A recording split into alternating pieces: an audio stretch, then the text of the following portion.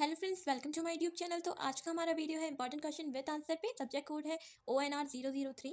जल संग्रहण और संरक्षण पे ये मतलब इसका नाम है सब्जेक्ट का। तो ये इंपॉर्टेंट क्वेश्चन मैं पहले प्रोवाइड करा चुकी थी और अब ये उसके आंसर की वीडियो है और उसको एक्सप्लेन करते हैं। तो इंपॉर्टेंट क्वेश्चन है, बार बार पूछे गए हैं और इस बार भी आने की चांसेस है, क्योंकि जल संग्रहण बहुत मतलब जल जल का जो मतलब वाटर हार्वेस्टिंग ये जो टॉपिक है ये बहुत इंपॉर्टेंट है, आजकल तो बहुत ज़्यादा चर्चा में है।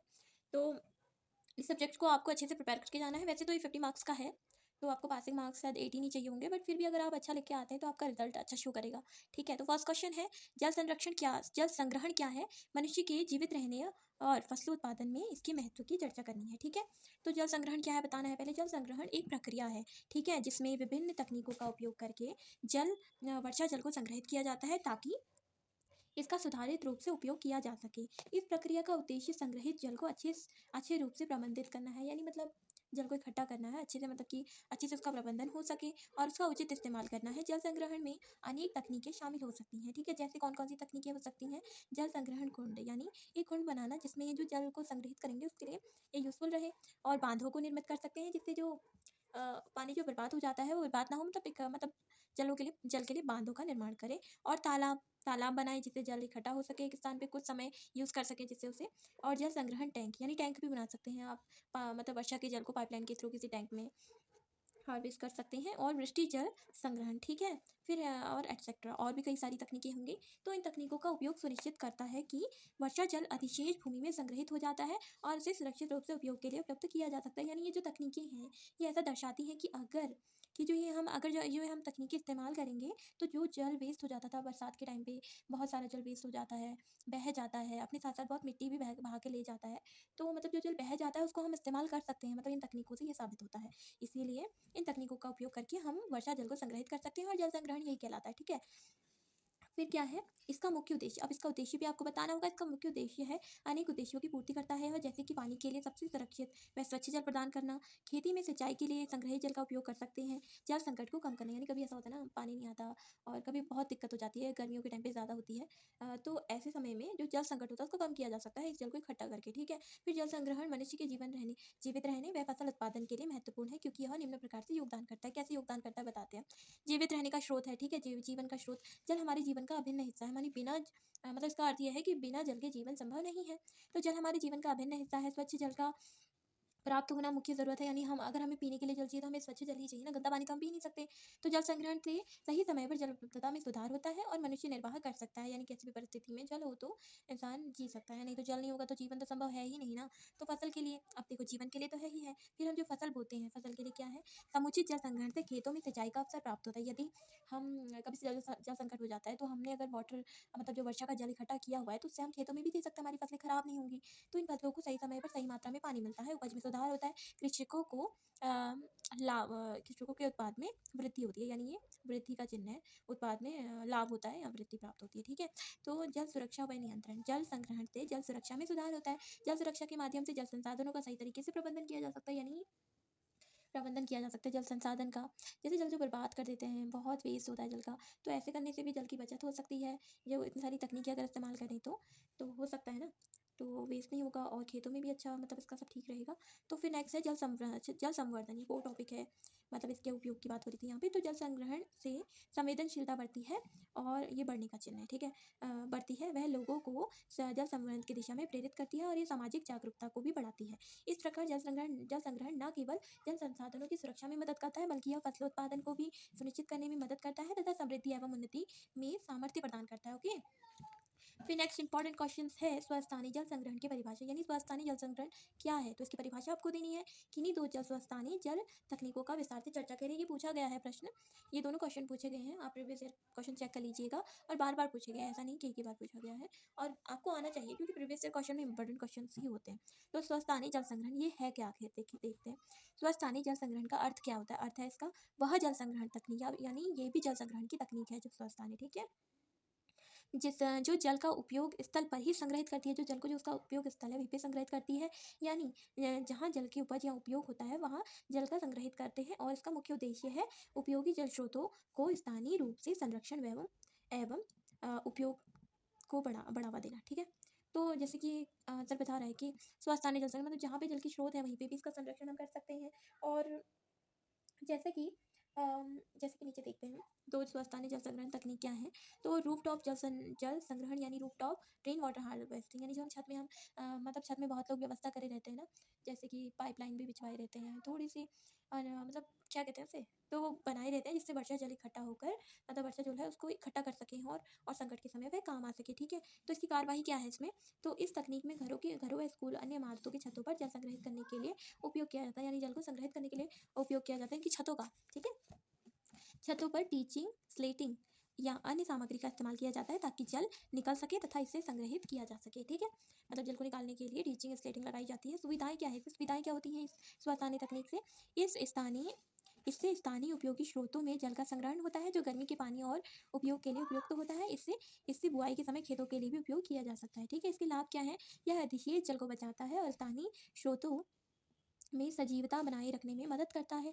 साथ ही इसमें भूमिका के नापसंद जल को स्तर भी कम करता है, ठीक है? यह अधिशेष जल को बचाता है, यानी जो जल हमारा वेस्ट हो जाता है जल वर्षा के थ्रू, तो उसको बचाता है। स्थानीय स्रोतों की सजीवता यानी जो हमारे स्थानीय स्रोत हैं जैसे नदी, नदी तो नहीं, नहलें और जैसे नौले होते हैं, तालाब होते हैं, तो इनकी जो जल को है वो बचाए रखता है, मतलब उनकी सजीवता बनी रहेगी ना।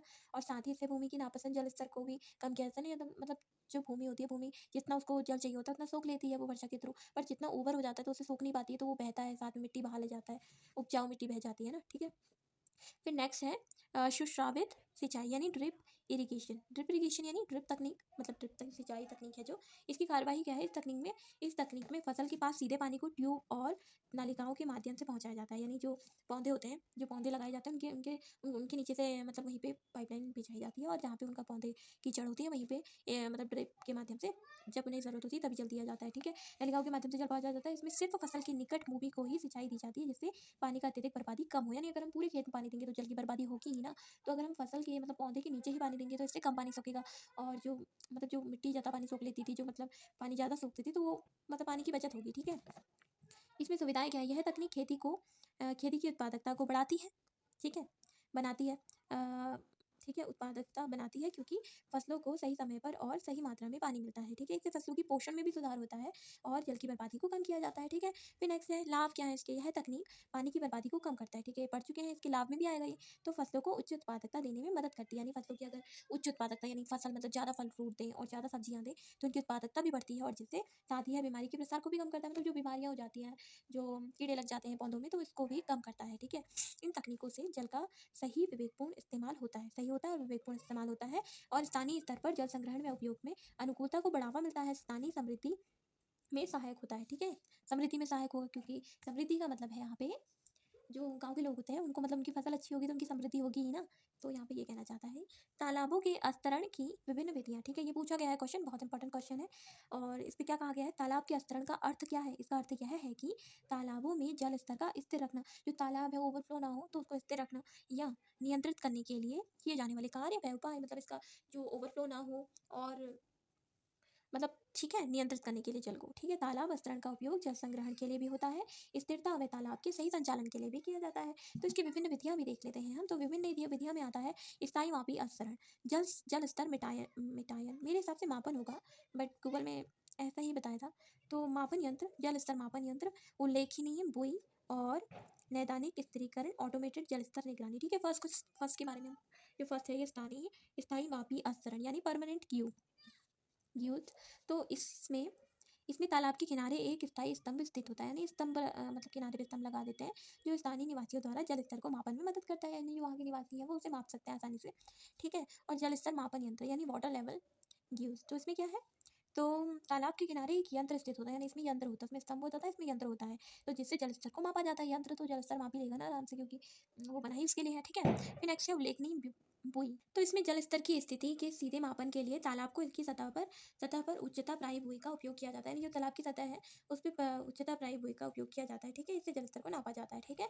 फिर नेक्स्ट है नैदानिक स्थिरीकरण यानी बेंचमार्किंग। इसका उपयोग इसका उपयोग कर कर जल स्तर की स्थिति को स्थिरीकृत किया जाता है। ठीक है, ऑटोमेटेड जल निगरानी क्या है? ठीक है, इसमें सेंसर होगा, ऑटोमेटेड तंतु यानी तंतु उपकरण, ठीक है, जो ऑटोमेटिक होंगे, उनका उपयोग करके जो स्वतंत्र रूप से जल को मापते हैं और निगरानी करते हैं। ठीक है, तो अगर सेंसर होगा तो अपने आप ही मतलब इन सब चीज़ों को नाप लेगा, मतलब इंसान की जरूरत नहीं पड़ेगी इसमें। तो ये विभिन्न विधियां तालाबों के जल स्तर को मापन व निगरानी में सहायक होती हैं और तालाब स्तरण व जल संग्रहण, तालाब स्तरण, जल संरक्षण और स्थिरता की दिशा में इंपॉर्टेंट है और इससे स्थानीय समुदाय को लाभ हो सकता है। ठीक है, फिर ये कितने क्वेश्चन हो गए इसमें हमारे साथ? 1 2 ये 3 क्वेश्चन हम इसमें डिस्कस कर चुके हैं। फिर नेक्स्ट है छत पर वर्षा जल का संग्रहण क्या है? स्थानीय क्षेत्रों में इसके महत्व की व्याख्या कीजिए। ठीक है, छत पर वर्षा जल का संग्रहण क्या है? यानी जैसे कि छत पर वर्षा जल का संग्रहण एक तकनीक है, यानी ये तकनीक है जिसमें बारिश के पानी को छतों पर संग्रहित किया जाता है ताकि यह बाद में उपयोग के लिए उपलब्ध हो सके। यह शहरी क्षेत्रों में इसका महत्व की कुछ व्याख्याएं निम्न है। ठीक है, शहरी क्षेत्रों में बता रहा है ये। तो ये तो मतलब ठीक है, तो शहरी क्षेत्रों में हमें इसके बारे में बताना है। तो जल संकट क्या कहना चाह रहे हैं? जल संकट से निपटान, यानी जल संकट हो जाता है ना, कभी दिक्कत हो जाती है पानी की, तो शहरों में भी होती होगी, तो शहरी क्षेत्रों में अक्सर जल संकट होता है और छत पर वर्षा जल संग्रहण इस समस्या का समाधान प्रदान कर सकता है। इस यह स्थानीय जल संबंधी चुनौतियों को कम करता है और जल सुरक्षा में मदद करता है। जल संबंधी पर्यावरणीय सुधार क्या है? तो छत पर वर्षा जल संग्रहण से पर्यावरण में सकारात्मक परिवर्तन हो सकते हैं, क्योंकि यह बारिश के पानी को संग्रहित करके तालाबों, झीलों व पौधों को प्रदान करता है। ठीक है, अच्छा ही रहेगा ना, पर्यावरण में थोड़ी ठीक है, कभी पौधों को दे दिया जाएगा तो वहाँ मतलब अच्छा ही रहेगा। तो बुनियादी जीवन के लिए सुरक्षित जल, ठीक है, तो शहरी क्षेत्रों में छत पर वर्षा जल संग्रहण से उत्पन्न होने वाले सुरक्षित जल स्रोतों का उपयोग बुनियादी जीवन के लिए किया जाता है। एग्जाम्पल, पीने के पानी के लिए। इस तकनीक का प्रचार प्रसार और सही उपयोग से शहरी क्षेत्रों में जल संबंधी समस्याओं का समाधान किया जा सकता है तथा स्थानीय समृद्धि को प्रोत्साहित किया जा सकता है। ठीक है, तो ये हमारा 4th क्वेश्चन हम इस पे डिस्कस कर चुके हैं। अभी 5th क्वेश्चन की बात हो रही है। जल भंडारण टैंक को डिज़ाइन करने से संबंधित विभिन्न चरणों को की विस्तारपूर्वक चर्चा करें। अब जल भंडारण टैंक क्या है, इसको डिज़ाइन कैसे किया जाता है, तो इसमें चरण क्या है वो इस पे चर्चा करनी है। तो इसके कई चरण हो सकते हैं इस टैंक के डिज़ाइन को तैयार करने में, जो निम्नलिखित हैं। ठीक है, नीड असेसमेंट और डिज़ाइन की आवश्यकता। ठीक है, पहला चरण होता है यह जल आवश्यकता की नीड असेसमेंट का, जिसमें योजना बनाने के लिए जल की आवश्यकता को मापा जाता है। ठीक है, फिर इसी में होता है समुदाय के जल स्रोतों को शामिल करके और उपयोगकर्ताओं की आवश्यकताओं का ध्यान रखकर एक ठोस योजना बनाई जाती है। फिर नेक्स्ट पॉइंट है इसमें डिज़ाइन प्रक्रिया। योजना बनाने के बाद डिज़ाइन प्रक्रिया शुरू होती है। इसमें टैंक की स्थापना, आकार और स्थान का निर्धारित किया जाता है।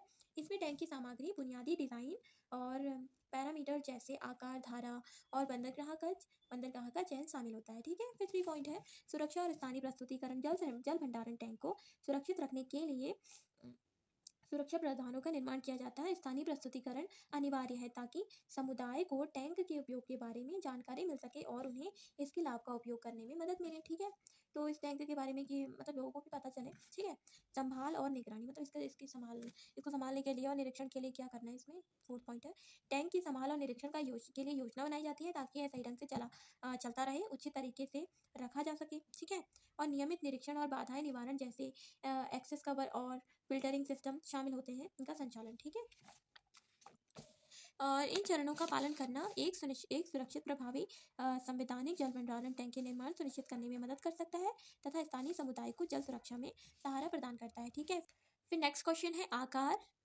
आकृति, आकार तथा निर्माण सामग्री के आधार पर जल भंडारण टैंकों को वर्गीकृत करें। ठीक है, तो जल भंडारण टैंक को विभिन्न आकृतियों और आकार में निर्माण सामग्री के आधार पर वर्गीकृत किया जाता है।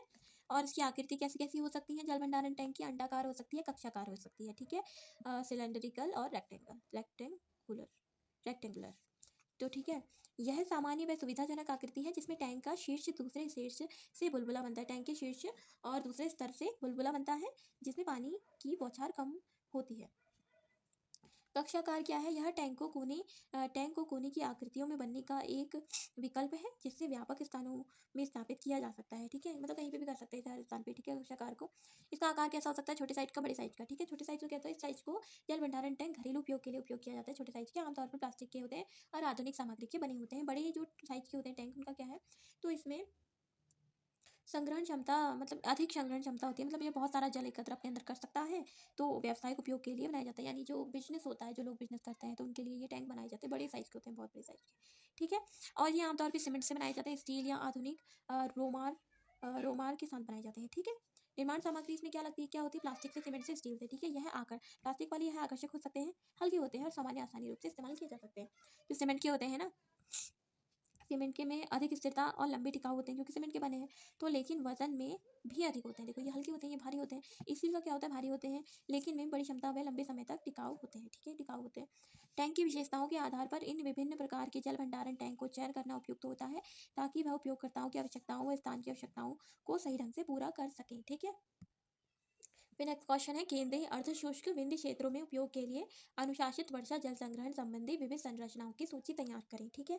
तो अनुशासित वर्षा संग्रहण संबंधी विविध संरचनाएं क्या क्या हो सकती हैं, तो अर्धशुष्क क्षेत्रों में, विंध्य क्षेत्रों में, ठीक है, इनका उपयोग किया जाए जो, तो उनकी सूची बतानी है। तो उनकी सूची में क्या आएगा, जल सिंचाई कुंजी, ठीक है। फिर नेक्स्ट है तालाब, विहार व जल संग्रहण, खाद्य अनुकूलन यानी रेन वाटर हार्वेस्टिंग, ठीक है। छत वर्षा जल संग्रहण और झील, मतलब ये जो है ये भी रेन वाटर के लिए होता है। और जो अलग मतलब टीचिंग जिसमें अलग अलग टाइप के पाइपलाइन वाइपलाइन बिछा जाती है वाला है।